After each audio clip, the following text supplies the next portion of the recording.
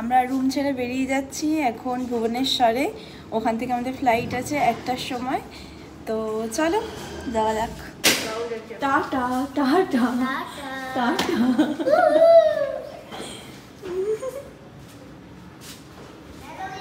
তার আগে চলে এসেছি আমরা লিফট থেকে। লিফট থেকে আগে চলে এসেছি, দেখেছিস? তো চলো আমাদের পুরী ঘোরা শেষ, এবার বাড়ি যাওয়ার পালা আমাদের। পুরী ঘোরা হয়ে গেছে। দেখো না জ্যাকেট পরে আছি আর পিঠে চাপিয়ে দিয়েছি। কি ব্যাগ? হ্যাঁ। কেমন লাগলো সানা? খুব ভালো লাগলো। খুব ভালো লাগলো ঘুরে? হ্যাঁ। আবার আসবি?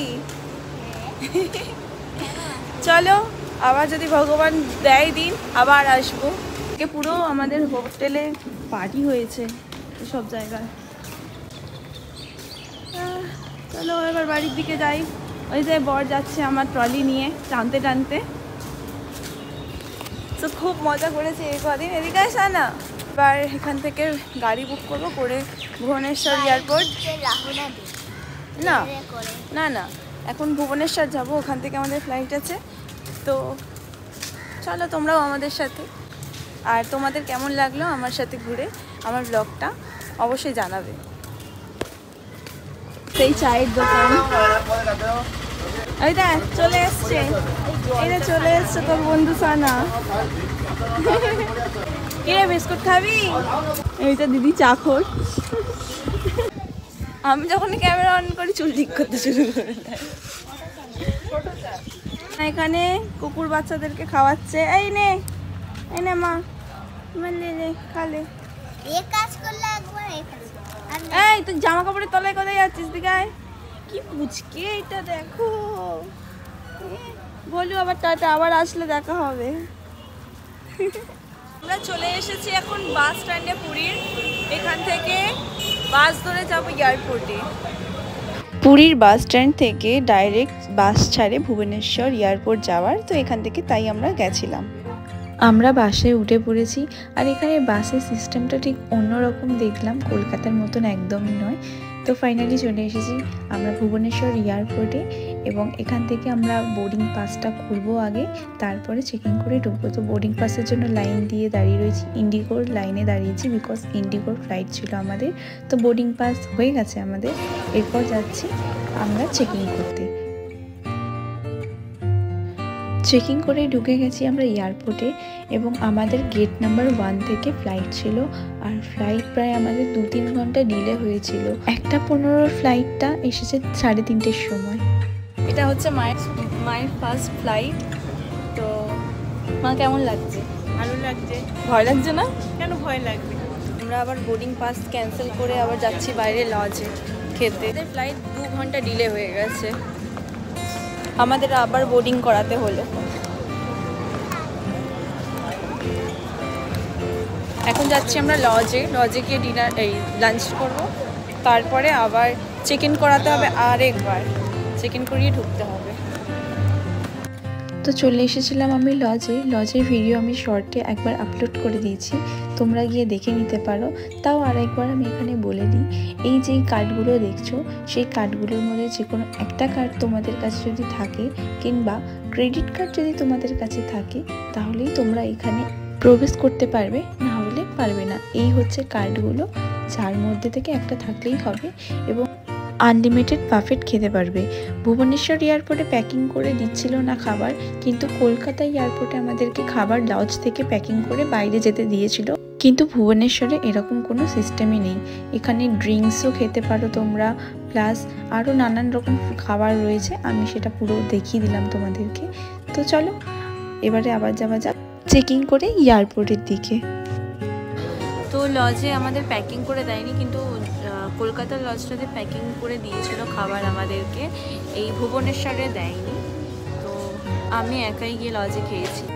আমাদের এখানে অ্যানাউন্সমেন্ট করছিল যেহেতু ফ্লাইটের টাইম হয়ে এসেছিলো।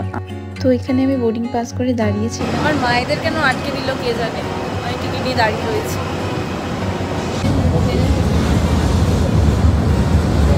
ট্রেন যাচ্ছে, ট্রেন লাগে। আমরা বাসে উঠে গেছিলাম এবং যাচ্ছিলাম আমাদের ফ্লাইটের কাছে। ফ্লাইটটা যেহেতু অনেকটাই দূরে দাঁড়িয়েছিল, তাই আমাদের বাসে করে সেখানে ড্রপ করে দিয়েছিল। আর দূরে দেখতে পাচ্ছ সেখান থেকেও অন্যান্য ফ্লাইট ছাড়ছিল। আমাদের যেহেতু ইন্ডিগোর ফ্লাইট ছিল, তাই ইন্ডিগো ফ্লাইটের কাছেই নিয়ে এসেছিল। তো আমরা নেমেও পড়েছি এখানে।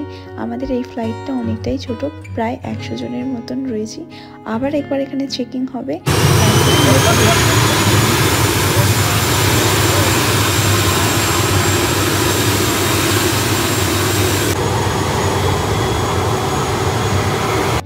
তো আমরা ফ্লাইটে উঠে পড়েছি। তো এখানে দেখলাম 2টো করে সিট আছে পাশাপাশি। আমরা যখন আন্দামান গেছিলাম তখন 3টে করে সিট ছিল, আর ফ্লাইটটা অনেকটাই বড় ছিল, আর এটা ছোট ফ্লাইট ছিল। আর এটা মায়ের ফার্স্ট ফ্লাইট ছিল। মায়ের মুখটা দেখো, দেখলেই বুঝতে পারবে কতটা এক্সাইটেড মা। সানাবুড়ি তো এয়ার হোস্টেসদের দেখতেই ব্যস্ত, ও আমার দিকে আর তাকায়ও নি। তো চলো আমরা এখন মধ্য আকাশে, আর কিছুক্ষণ পরেই নেমে পড়বো কলকাতা এয়ারপোর্টে। তো ওয়েদার খুব খারাপ ছিল, তাই একটু লেট করেই আমাদের ফ্লাইটটা ল্যান্ড হয়েছিল।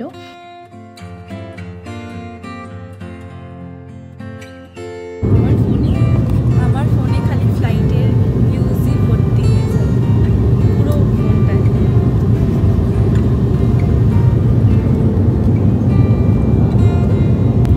কি সুন্দর কলকাতাটাকে দেখতে পাওয়া যাচ্ছে উপর থেকে, দেখো।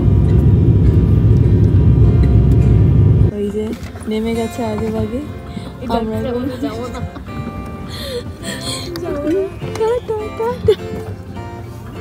ও দেখতে পাচ্ছে না, আগে চলে যাচ্ছে। কলকাতায় পৌঁছে গেছি।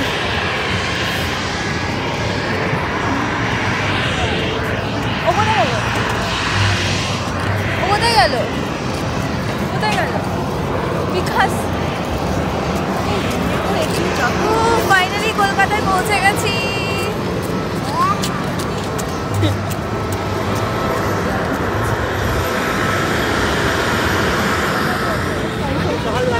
আর একটা ফ্লাইট দেখতে দেখতে আমি ওই দিকেই চলে যাচ্ছিলাম। তারপর ওখানে কর্মচারীরা বললো কোথায় যাচ্ছেন। তো যাই হোক, তারপরে আবার বাসে উঠে পড়েছিলাম। আমরা বাস থেকে নেমে গেছিলাম আবার আমরা কলকাতা এয়ারপোর্টে। কলকাতা এয়ারপোর্ট অনেক বড়। তো চলো এবার লাগেজটা কালেক্ট করবো, লাগেজটা কালেক্ট করে বাড়ি সোজা। চলো টাটা বলে দাও সবাই, টাটা।